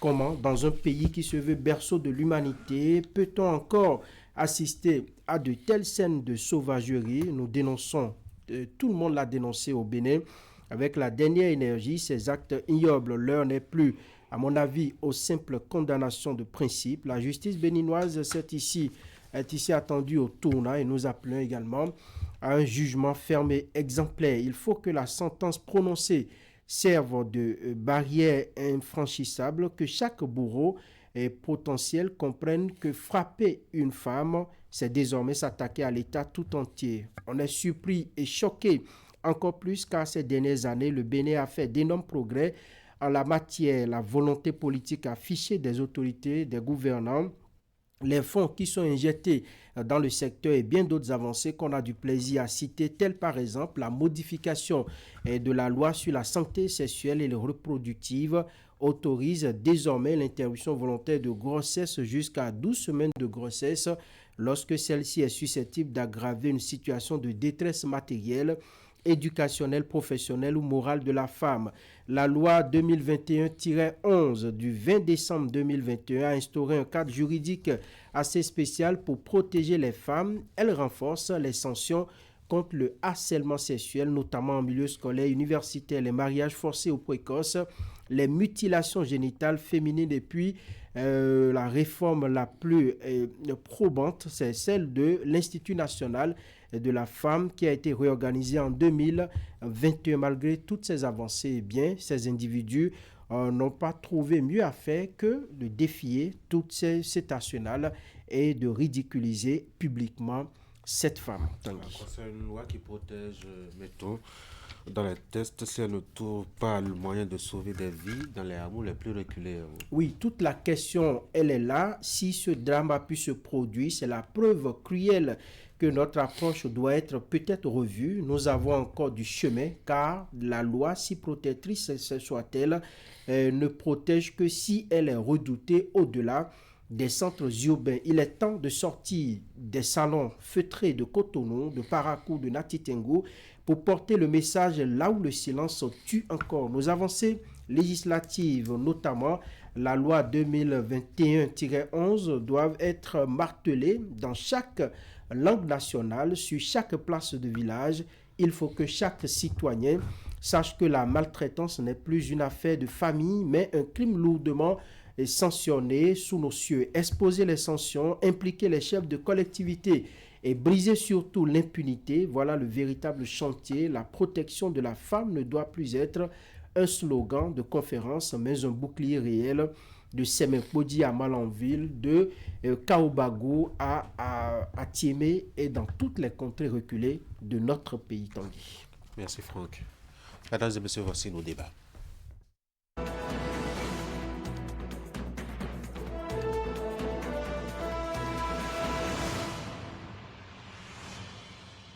On mènera nos discussions à 3 avec Loïch Gaba ce matin. Loïch, bonjour. Bonjour Tanguy. La vidéo a secoué l'opinion publique nationale, a choqué tout le monde, faut-il le dire. Je ne sais pas si vous avez eu le courage de regarder jusqu'au bout. Moi, je n'en ai pas eu.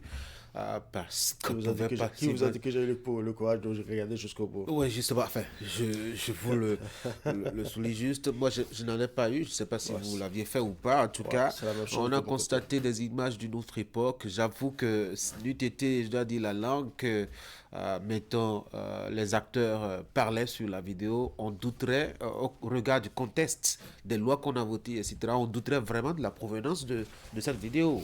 Oui, c'est une image très triste et il faut dire que c'est vrai que tout le monde parle de méchanceté, mais je voyais à la limite des cannibales en train d'agir. Vous voyez, on ne va pas exagérer non plus. Non, on n'exagère pas. Vous imaginez suspendre une dame, une personne, je ne veux pas seulement parler de femme, suspendre une personne au-dessus d'un feu et... Si vous regardez une partie de l'image, parfois quand le feu commence par diminuer, il l'attise davantage. C'est assez choquant, je n'ai pas pu tenir jusqu'à la fin. Parce que je me suis demandé, d'abord, j'ai douté du Bénin. Je me suis dit, non, c'est faux. Mais en les écoutant, je me suis rendu compte qu'ils sont en train de parler. Parle une langue qui est nationale. Et ça fait mal de voir des gens que nous appellerions des humains, mais qui agissent contrairement à cette appellation-là. Un humain ne peut pas suspendre un autre humain à ce feu, ou plutôt le placer au bûcher, parce que carrément, c'est carrément poser cette femme-là au bûcher. Elle suppliait, elle criait, elle agonisait. Mais tout ce qu'elle disait, tout ce qu'elle demandait, n'a pas eu gain de cause. Moi, j'estime que enfin, je suis enragé, pour dire la vérité. Parce que je me suis demandé, si ces hommes, l'un de ces hommes, si c'était à une de leurs sœurs que quelqu'un le faisait, est-ce qu'ils seraient contents? Si c'était à leur mère qu'on le faisait, est-ce qu'ils seraient contents? Vous voyez, ça pose un véritable problème. Dans notre société, parfois quand la rigueur est trop, on estime que oui, on est en train de tout verrouiller. Mais il faut parfois, ça, la rigueur, pour amener certaines personnes à comprendre que on doit respecter l'humain. Vous voyez, c'est des choses qui normalement ne devraient même plus être enseignées. D'autant plus que quand vous vous pincez vous-même, vous avez mal. Imaginez maintenant que vous mettez quelqu'un, vous l'obligez à subir le supplice du feu. C'est gravissime. Et en cela, je dis, il y a aussi un autre aspect que moi, j'aimerais surtout faire ressortir. Le processus de non-assistance à personne en danger. Je suis certain que, tous autant qu'ils sont, il y a certains qui n'étaient pas trop d'accord avec le processus. Pourquoi n'ont-ils pas réagi pour défendre cette dame-là? Autre chose, là où l'environnement dans lequel ça a eu lieu, peut-être qu'ils se sont enfermés pour commettre leur forfait. Est-ce que des gens n'ont pas entendu les cris de la dame? Parce que quelque part, c'est dans une concession et c'est dans une zone. Est-ce que personne n'a entendu de cris de la dame? C'est pour vous dire que quand nous entendons des choses, est-ce que nous réagissons? Malheureusement, notre pays est en train de devenir, en train de couper les amarres rompre les amarres du moins avec l'Afrique traditionnelle qui portait assistance. Autrefois, vous imaginez, dès qu'on entend un cri, tout l'environnement s'emballe. Mais aujourd'hui, parfois, quand vous entendez un cri, on se dit, c'est pas mon problème.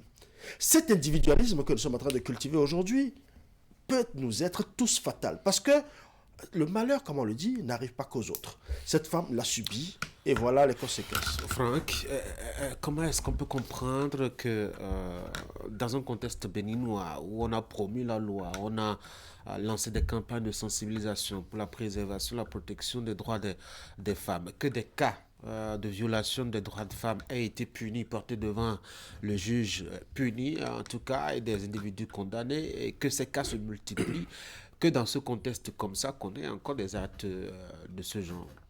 En réalité, lorsqu'on est enragé, lorsqu'on a fini de condamner, lorsqu'on a, disons, appelé la justice à punir et avec l'exemplarité qu'il faut ces personnes-là, on doit se poser les bonnes questions et c'est là ce que vous avez commencé à le dire.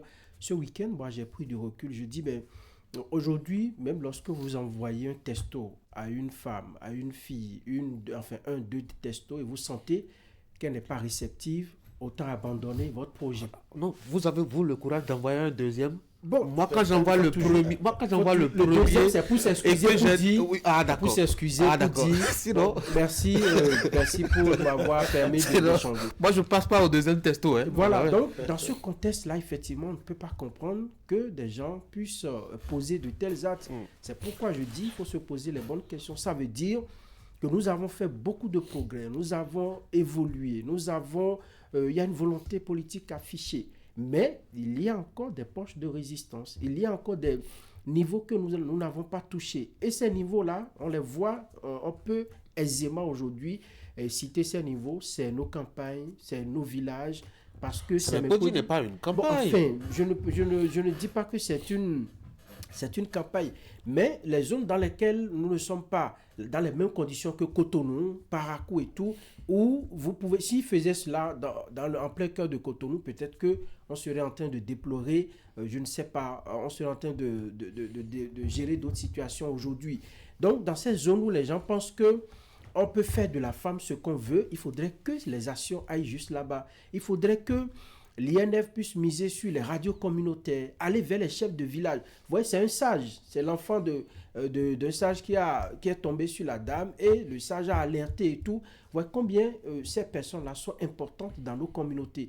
Donc, nous devons maintenant élargir les actions vers ces zones-là où on considère que, bon, ils ont fait leur loi, c'est pour Cotonou, c'est pour Parakou, c'est pour les grandes villes, c'est pour ceux qui vivent dans les centres urbains. Nous, ici, nous avons notre communauté, on peut en faire ce qu'on veut. Donc, la loi, elle est faite et elle est votée pour tout le monde.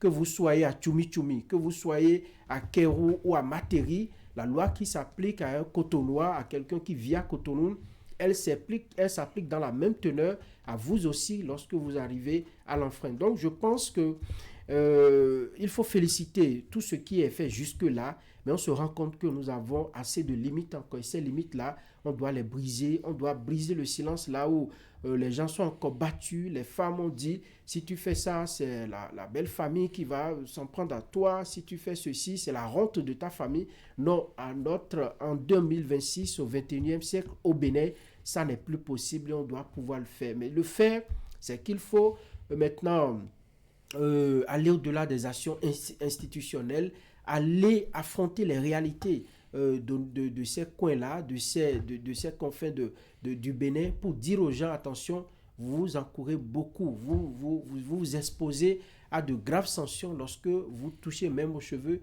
d'une fille, d'une femme, et même au-delà, lorsque vous humiliez de telle sorte-là un homme, un humain, vous avez des problèmes. Donc je pense que nous avons encore du chemin et le chemin encore. J'ai l'impression que c'est parce que c'est une femme que ça choque davantage. Pourtant, on est d'abord dans le cas de figure d'une personne humaine qui est soumise à ça. Et quand on prend cette considération, le riche, on peut se dire que c'est, mettons, les faiblesses institutionnelles à gérer, je dois dire des contextes et des conditions qui font que les hommes se retrouvent à chercher à se rendre justice. Si c'était un homme, on a dit qu'elle a volé un téléphone portable. Si c'est un homme, c'est sûr qu'il allait aussi subir un peu la violence, l'horreur un peu de ces hommes-là. Peut-être pas de cette façon-là, mais il aurait quand même reçu aussi sa part de punition vindicative à cette étape-là. C'est-à-dire que c'est une faiblesse institutionnelle carrément. Faiblesse institutionnelle, on peut le dire, mais il y a aussi cette limite au niveau des populations à saisir véritablement le message. Faiblesse institutionnelle puisque les lois sont votées. Il faut les vulgariser. Et les vulgariser ne suffit pas seulement de le dire, il ne suffit pas seulement de les vulgariser en français ou passer quelques messages de façon superficielle. C'est de pouvoir aller au fond de la population, utiliser toutes ces personnes qui représentent des piliers de la société. Et comme on le dit, chaque société a ses réalités. Je prends un exemple très simple. Les populations de Cotonou, par exemple, n'ont pas les mêmes réalités sociales que les populations de Berouboué. Ainsi de suite. Donc, vous voyez, quand vous allez vers une communauté, il faut comprendre un peu les réalités de cette communauté, comment utiliser les termes de langage appropriés pour faire passer le message. Donc je pense que de ce côté, effectivement, il y a une faiblesse institutionnelle. Mais l'autre côté, c'est qu'il y a toujours des réfractaires dans la société, d'où l'importance de punir. Donc il faut permettre aux populations de comprendre que, oui, si vous avez subi un dommage, il y a des règles par lesquelles vous pouvez vous faire justice. Vous ne vous faites pas justice. Il fut un moment où nous avons connu la vindicte populaire pendant longtemps. Et chaque fois qu'on entendait olé, c'est-à-dire un voleur et autres, tout ça, les gens sortaient. Et nous avons vu les dégâts. Nous avons vu les dégâts que ça a semé.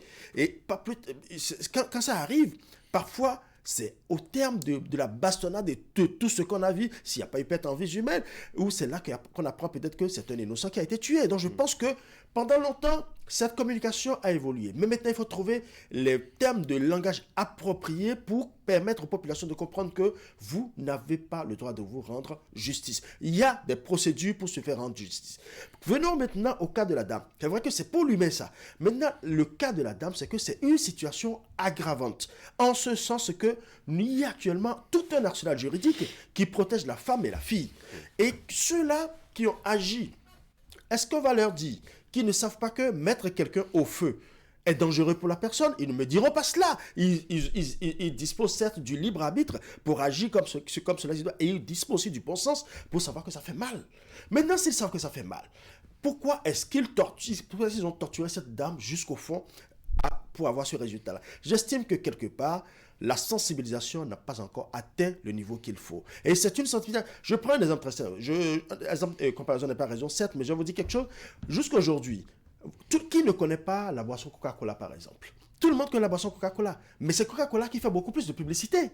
C'est pour faire comprendre que ce n'est pas parce que le message est passé une fois qu'on se dit, c'est bon, on se frotte les mains, on se dit, on sait que la population a déjà entendu, c'est bon. Non, il faut continuer. La sensibilisation doit continuer à tous les niveaux en utilisant ces personnes de référence de la communauté pour faire passer le message, surtout en utilisant les vrais termes de langage. Parce qu'il y a un aspect.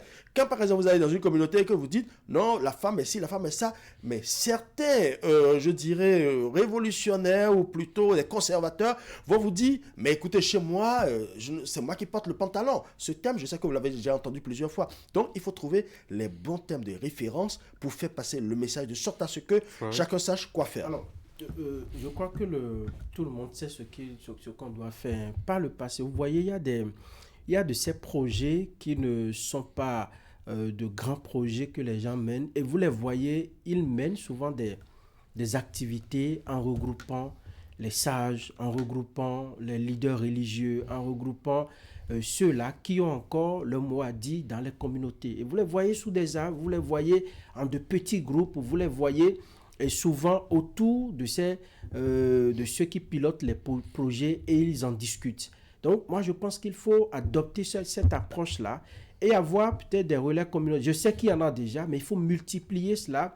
Aller toucher même le cœur de ces communautés, les rois, les princes, les dames qui ont une certaine, qui ont une certaine notoriété dans les villages, dans les quartiers de ville, parce qu'il y en a, quand ces personnes-là ouvrent la bouche et parlent, eh bien le message passe. Et il faut vulgariser les lois. Je pense que c'est une faiblesse de notre système où les lois qui sont votées, on dit avec ce groupe de mots-là que nul n'est censé ignorer la loi. Non, il y en a qui ne connaissent pas, qui ne savent même pas que des lois existent. Ils sont dans leur communauté. Leur problème, c'est de manger, de s'habiller, d'assurer les trois besoins, comme on le dit habituellement, essentiels. Et puis c'est fini. Les besoins essentiels sont 5. Bon, moi je veux parler de manger, s'habiller, peut-être s'abriter quelque part. Donc pour eux, lorsque ça se passe bien, ces besoins-là, c'est que tout va bien. On ne veut même pas savoir s'il y a une loi qui te dit de ne pas gifler l'autre lorsque l'autre te provoque, il faut aller te plaindre à un certain niveau. Donc ce n'est pas du tout leur problème. Et je pense que c'est cela qu'il faut travailler de plus en plus. Sinon, nous avons beau avoir, disons, des lois les plus affinées du monde, nous avons des institutions qui sont bien loties, mais les résultats ne vont pas sur.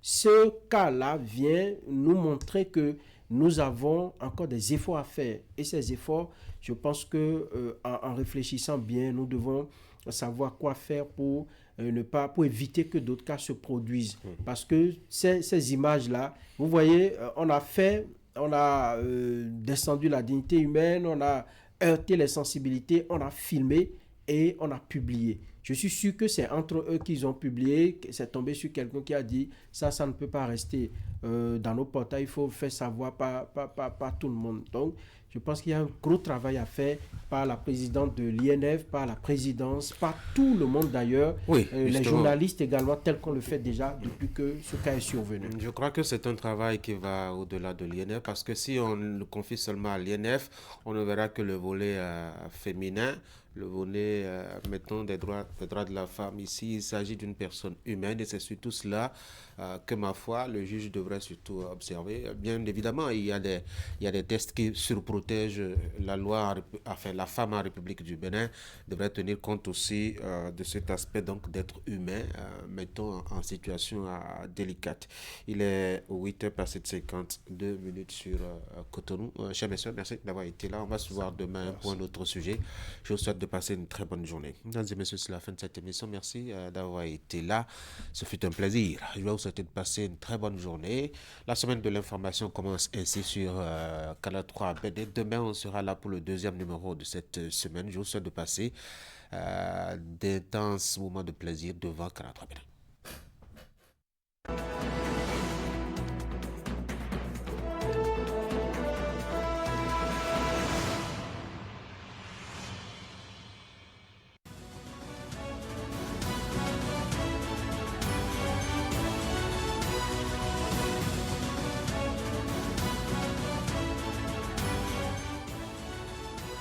Mesdemoiselles, Mesdames et Messieurs, bonjour. Officiellement, mentionne la presse du jour ce matin, c'est le dimanche 24 mai 2026 que le président de la République élu suite au scrutin présidentiel du 12 avril dernier, Romuald Wadagni, sera investi dans ses fonctions. Mais avant, son prédécesseur et mentor Patrice Talon lui met le pied à l'étrier en douce. Cette complicité entre un président sortant et un président entrant au Bénin tient à plusieurs raisons. La première, le président élu est du camp politique du sortant, puis, contrairement aux autres fois, plusieurs jours séparent l'élection et l'investiture du président entrant. Alors Wadagni a le temps d'apprendre un peu de la gestion du pays de la part de Talon. Les félicitations ne tarissent pas à l'endroit du président élu et à en croire fraternité. La 9e circonscription électorale d'Assa, Savalou et Banté a fortement contribué à la brillante élection de Romuald Wadagni à la magistrature suprême. En témoigne le taux de participation, les suffrages exprimés, le taux écrasant du duo Wadagni-Talata.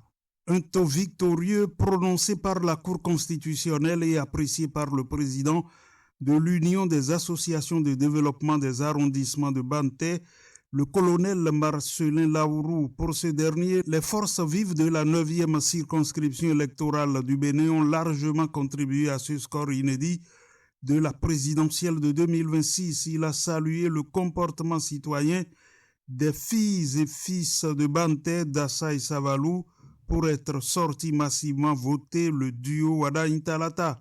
À l'en croire, le langage de la campagne est évocateur. Avec le duo Wadagni-Talata, nous aurons des routes, l'électricité et l'eau. Désormais, quand vous allez à l'hôpital, vous serez guéri d'abord avant d'avoir la facture, à laisser entendre le colonel Marcelin Laourou. Et puis à l'international, c'est le président français qui félicite Romuald Wadagni, tel qu'informe la presse du jour qui relate que le président de la République de la France a adressé ses félicitations à son homologue élu. Dans sa correspondance, Emmanuel Macron forme ses vœux très sincères de succès dans l'accomplissement de cette haute mission au service de la paix de la stabilité et du développement du Bénin à Romuald Wardani.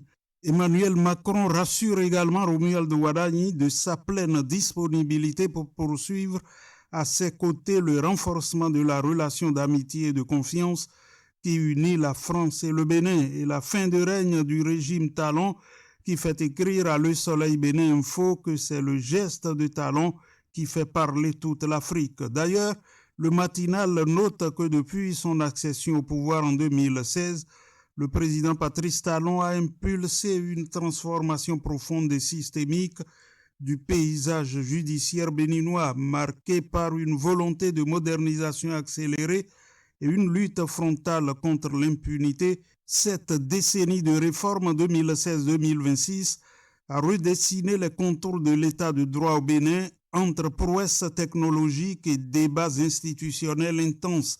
L'enjeu final pour la période post-2026 sera de passer d'un système qui a prouvé son efficacité opérationnelle à un système qui assoit sa légitimité par l'équité perçue, faisant de la justice non seulement un outil de régulation, mais un véritable socle de réconciliation nationale.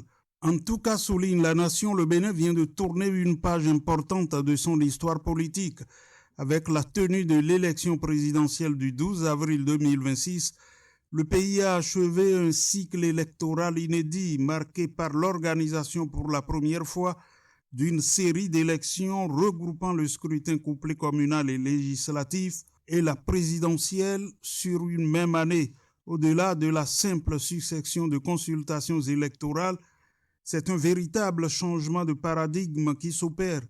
Le pays s'engage dans une nouvelle phase de son évolution démocratique, fruit d'une décennie de réformes engagées sous Patrice Talon. Le Bénin a ouvert un nouveau chapitre. L'histoire dira s'il s'agit d'une consolidation durable de sa démocratie ou d'une transition aux équilibres encore fragiles.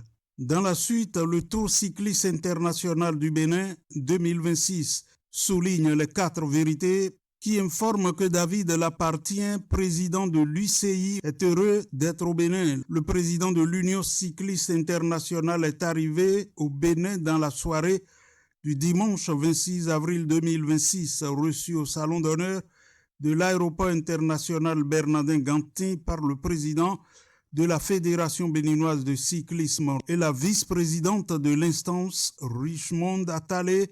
Il a dit toute sa joie d'être au Bénin pour constater en personne l'évolution du Tour du Bénin et la progression du vélo béninois.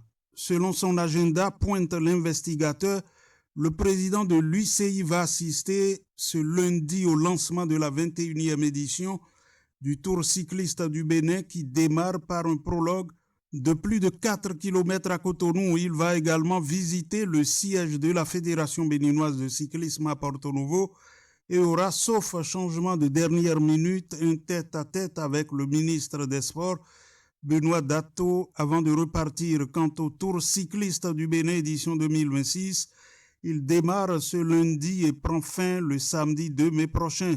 Dans la même veine des événements liés au Tour, il y aura le 3 mai prochain le Grand Prix de la ville de Cotonou. Et puis le gouvernement béninois, rapporte Fraternité, a condamné fermement les attaques terroristes coordonnées survenues le 25 avril dans plusieurs localités du Mali qui ont causé des pertes en vies humaines et de nombreux blessés. Dans un communiqué officiel rendu public par le ministère des Affaires étrangères, Cotonou dit avoir appris ces violences avec consternation et réaffirme sa solidarité envers le peuple malien durement éprouvé. Le Bénin adresse ses condoléances aux familles des victimes et souhaite un prompt rétablissement aux blessés. Le gouvernement exprime également son soutien aux autorités maliennes dans un contexte sécuritaire régional marqué par la persistance des menaces terroristes. Fin de la revue de presse. Merci de l'avoir suivi.